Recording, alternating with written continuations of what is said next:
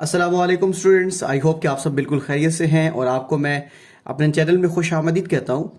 तो आज की इस वीडियो में हम एक्सरसाइज 1.3 के क्वेश्चन नंबर 8 जो कि सेकंड लास्ट क्वेश्चन है, इसको सिंप्लीफाई करेंगे। हमेशा की तरह पहले स्टेटमेंट को समझ लेते हैं और उसके बाद हम इस क्वेश्चन को सिंप्लीफाई करते हैं। तो students, the annual income of Taiyab, Taiyab की जो सालाना इनकम है, तैयब किसी इदारे में काम करता है और सालाना जो उसकी इनकम बनती है वो 9,60,000 रुपये बनती है। दोबारा सुन लें, the annual income of Taiyab is ₹9,60,000 while the exempted amount is 1,30,000।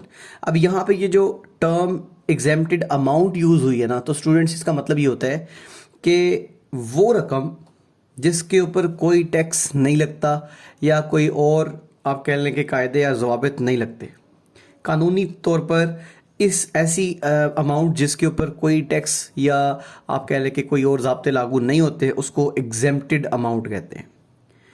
तो यहाँ पे 1,30,000 मतलब 9,60,000 में से 1,30,000 ऐसी अमाउंट है जिसके ऊपर कोई टैक्स वगैरह नहीं लगता। अब जो इसमें से बाकी अमाउंट बचेगी उसमें से आपने निकालनी है टैक्स की amount. How much tax would we ही हैव टू पे, मतलब ये जो तैयब है ये कितना टैक्स पे करेगा, कितनी अमाउंट टैक्स की पे करेगा बाकी रकम के ऊपर, अगर टैक्स रेट जो है वो 0.75% रखा जाए। तो आपने ये बताना है कि टैक्स की अमाउंट क्या होगी। आई होप क्वेश्चन आपको समझ में आ गया। दोबारा सुन लें, तैयब की जो सालाना इनकम है, सालाना आमदनी है, वो 9,60,000 रुपये है और 9,60,000 रुपये में से 1,30,000 रुपये ऐसे हैं जिनके ऊपर कोई टैक्स नहीं लगता। जो बाकी अमाउंट होगी उसके ऊपर जो टैक्स रेट है वो 0.75% के रिगार्डिंग आपने टैक्स की अमाउंट फाइंड करनी है कि उसका सालाना टैक्स कितना बनेगा। आइए चलते हैं, इस क्वेश्चन को सिंप्लीफाई करते हैं और वीडियो को एंड तक ज़रूर देखिएगा ताकि इन क्वेश्चंस में जो भी आपकी प्रॉब्लम्स हो वो क्लियर हो जाए। स्टूडेंट्स, स्टेटमेंट तो आपको समझ में आ गई है कि जो एनुअल इनकम है तैयब की वो 9,60,000 रुपये है। तो चलते हैं जी सिंप्लीफिकेशन में। सबसे पहले हम लिखेंगे जो डाटा हमें गिवन है। सो हम यहाँ पे लिखेंगे गिवन डैट, हमें उसकी एनुअल इनकम गिवन है, ठीक है। सो एनुअल इनकम जो है वो ₹9,60,000 जी, 9,60,000 रुपये उसकी एनुअल इनकम है। अब इस इनकम में से 1,30,000 रुपये ऐसा है जो कि एग्जेम्प्टेड अमाउंट है। सो यहाँ पे एग्जेम्प्टेड अमाउंट, तो स्टूडेंट्स एग्जेम्प्टेड अमाउंट का मतलब ये जो रकम मैं लिखने जा रहा हूँ इसके ऊपर कोई टैक्स नहीं लगता। सो ₹1,30,000 जो है ये ऐसी अमाउंट है जिसके ऊपर कोई टैक्स या कोई और शराइत वगैरह लागू नहीं होती है। तो अब हमने इस 9,60,000 में से 1,30,000 को डिस्कार्ड करना है, माइनस कर देना है, तो टैक्स एबल इनकम आ जाएगी हमारे पास। तो स्टूडेंट्स यहाँ पे हम लिखेंगे टैक्स एबल इनकम।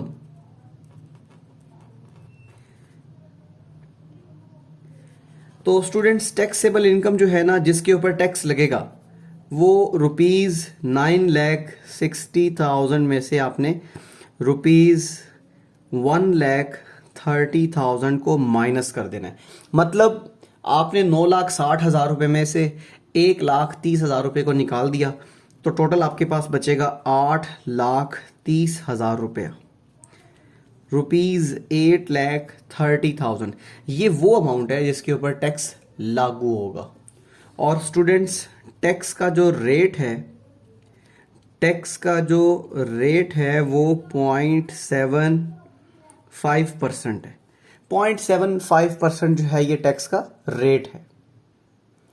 अब स्टूडेंट्स आपने टैक्स की अमाउंट फाइंड कर लेनी है, तो सिंपली इस टैक्स रेट को आपने जो टैक्सेबल अमाउंट है उससे मल्टीप्लाई करवा देना है। तो यहां पे हम लिखेंगे टैक्स अमाउंट,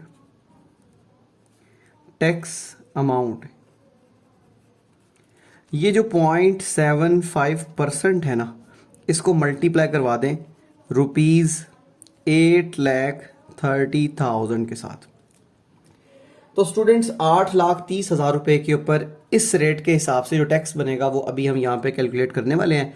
सबसे पहले तो ये देखिएगा, ये जो परसेंटेज का साइन है ना, इस परसेंटेज को ख़त्म करने से हम 0.75 डिवाइडेड बाय 100 लिखेंगे और यहाँ पे ₹8,30,000 एज इट इज़ आ जाएगा। ये दो ज़ीरोज़ जो हैं ये इन दो ज़ीरो से कैंसिल हो जाएंगे, तो 0.75 मल्टीप्लाई बाय रुपीज़, यहाँ पे ये दो ज़ीरो कैंसिल हो गए तो ये आपके पास बन जाएगा 8300। अब आपने क्या काम करना है, नेक्स्ट ये जो डेसिमल पॉइंट है इसको ख़त्म कर देना है, तो 75 डिवाइडेड बाय 100 आ जाएगा और मल्टीप्लिकेशन के बाद ₹8,300 आ जाएगा। तो ये दो ज़ीरो भी इससे क्या हो जाएंगे, कैंसिल हो जाएंगे। सो स्टूडेंट्स यहाँ पे आपके सामने अब जो नंबर्स बचेंगे वो 75 और मल्टीप्लिकेशन के बाद ₹83 बच जाएगा जब आप इन दोनों को मल्टीप्लाई करेंगे। ठीक है, जब दोनों को मल्टीप्लाई करेंगे तो हमारे पास जो आएगी वो टैक्स अमाउंट आ जाएगी। जब इन दोनों को मल्टीप्लाई करेंगे कैलकुलेटर की मदद से तो इसका जो रिजल्ट आएगा ₹6,225। ये आपके पास है जी टैक्स की अमाउंट, जो कि वो बंदा 8,30,000 के ऊपर पे करेगा। स्टूडेंट्स यहाँ पे आप देखें तो रिजल्ट्स में जब 83 को आप मल्टीप्लाई करेंगे 75 के साथ, ये 75 को 83 से मल्टीप्लाई करेंगे ना, तो जो हमारे पास रिजल्ट आएगा वो 6,225 आएगा। 3 5 ज़र 15, 1 कैरी, 3 7 ज़र 21 और 1 ऐड करने से 22। फिर 8 मल्टीप्लाई बाय 5 40, यहाँ पे 0 लग जाएगा, 4 कैरी। 8 मल्टीप्लाई बाय 7 56 और 4 ऐड करने से 60। तो स्टूडेंट्स यहाँ पे 5 2 2 और 6,225 जो है ये टैक्स की अमाउंट है जो तैयब 8,30,000 के ऊपर पे करेगा। तो ये क्वेश्चन था। आई होप ये क्वेश्चन आपको समझ में आ गया। अगर इसमें कोई प्रॉब्लम थी तो वो क्लियर हो चुकी है। और आइए चलते हैं इस एक्सरसाइज के लास्ट क्वेश्चन नंबर 9 को सिंप्लीफाई करते हैं।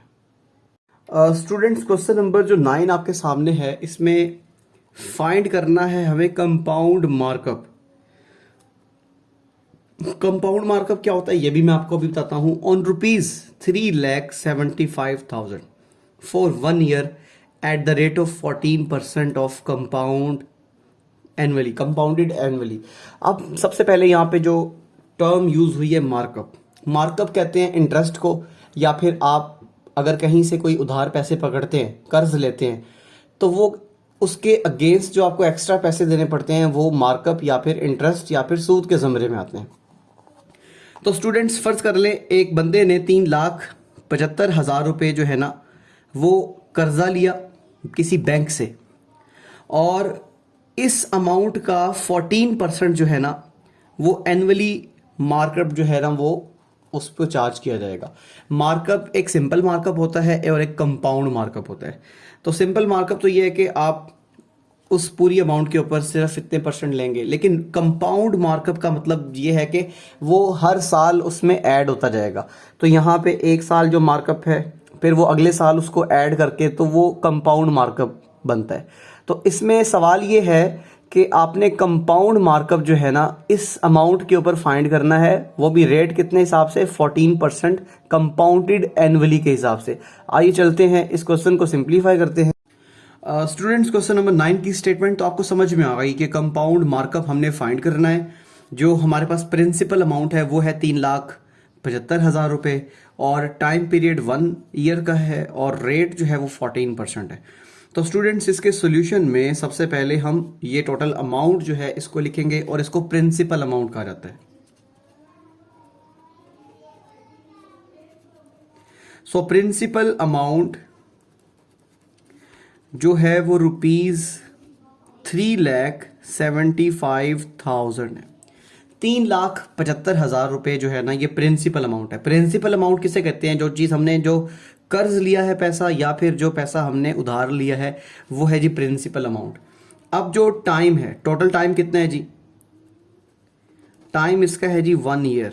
1 साल की मुदत के लिए हमने ये कर्जा लिया है। और स्टूडेंट्स जो इसका रेट है ना, इसका जो रेट है वो 14% है। इस पूरी अमाउंट का जितना 14% आएगा वो इसका रेट है। तो अब हमने यहाँ पे इसी अमाउंट का 14% जो निकालना है वो बेसिकली जो उधार देने वाला है, जिस बैंक से ये उधार लिया गया, वो उसका प्रॉफिट कहलाएगा। तो हमने कंपाउंड मार्कअप जो है उसको फाइंड करना है। तो स्टूडेंट्स हमने कंपाउंड मार्कअप को फाइंड करना है। कंपाउंड मार्कअप को आप प्रॉफिट भी कहते हैं। तो ये हमारे पास एक जो रिक्वायरमेंट है उसको हम फाइंड करने जा रहे हैं। तो सबसे पहले हम फॉर्मूला यूज़ करेंगे। तो फॉर्मूला क्या है, सबसे पहले आपको ये फॉर्मूला याद रखना है कि जब भी आप प्रॉफिट निकालेंगे या कंपाउंड मार्कअप निकालेंगे, जब आपको रेट गिवन होगा, तो स्टूडेंट्स उसके लिए आपने यहाँ पे ये फॉर्मूला याद रखना है। Formula compound markup.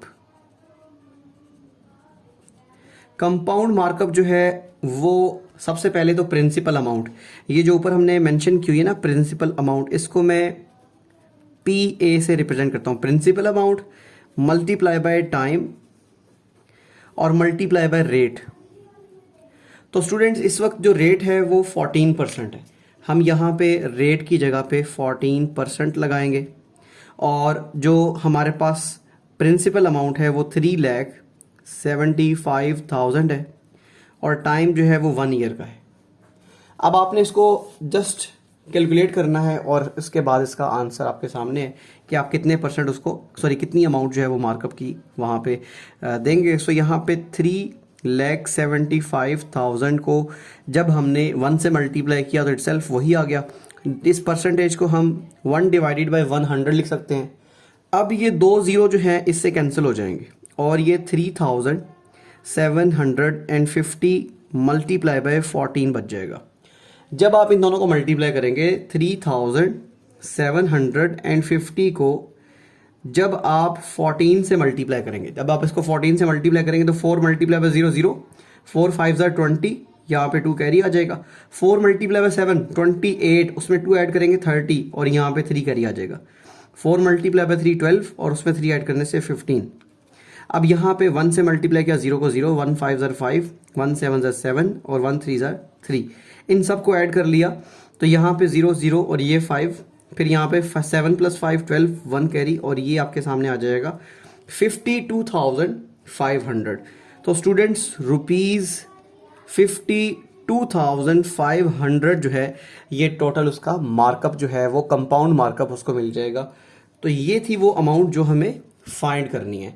तो 3,75,000 रुपये के ऊपर 52,500 रुपीज़ जो है ये उसका मार्कअप होगा। आई होप ये समझ आ गया आपको क्वेश्चन। इसमें जो भी प्रॉब्लम्स थी वो आपकी क्लियर हो चुकी हैं।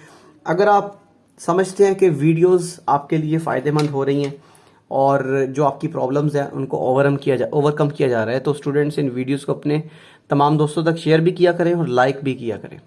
और जो स्टूडेंट्स हमारे चैनल पर नए हैं, चैनल को ज़रूर सब्सक्राइब कर लें ताकि न्यू वीडियो की जो नोटिफिकेशन है वो आप तक ईजीली पहुंच सके।